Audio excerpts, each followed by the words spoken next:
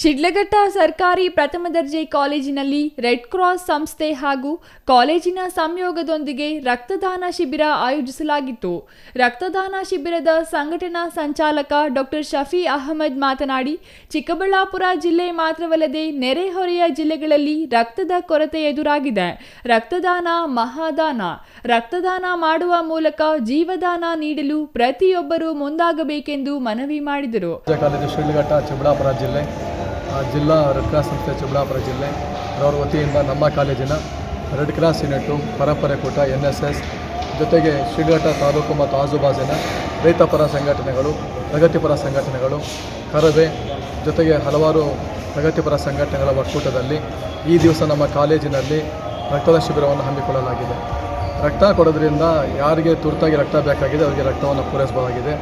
ಇತ್ತೀಚೆಗೆ ಚಿಕ್ಕಬಳ್ಳಾಪುರ ಜಿಲ್ಲೆ ಮತ್ತು ಸುತ್ತಮುತ್ತಲಿನಲ್ಲಿ ರಕ್ತದ ಅಗತ್ಯತೆ ಇದೆ. ಈ ನಿಟ್ಟಿನಲ್ಲಿ ರಕ್ತದ ಅಗತ್ಯತೆಯನ್ನು ಮನಗಂಡು ನಮ್ಮ ಕಾಲೇಜಿನಲ್ಲಿ ರಕ್ತದ ಅವಶ್ಯಕತೆಗೋಸ್ಕರ ರಕ್ತದಾನ ಶಿಬಿರವನ್ನು ನಾವು ಹಮ್ಮಿಕೊಂಡಿದ್ದೇವೆ. ಇನ್ನು ಕಾಲೇಜಿನ ಪ್ರಾಂಶುಪಾಲ ಡಾಕ್ಟರ್ ಮುರಳಿ ಆನಂದ್ ಮಾತನಾಡಿ, ಕಾಲೇಜಿನ ವಿದ್ಯಾರ್ಥಿಗಳು ವಿವಿಧ ಪ್ರಗತಿಪರ, ರೈತಪರ ಸಂಘಟನೆಗಳ ಸಹಕಾರದೊಂದಿಗೆ ರಕ್ತದಾನ ಶಿಬಿರ ಆಯೋಜಿಸಲಾಗಿತ್ತು. ವಿದ್ಯಾರ್ಥಿಗಳು ಉತ್ಸಾಹದಿಂದ ರಕ್ತದಾನ ಮಾಡಿದ್ದಾರೆ.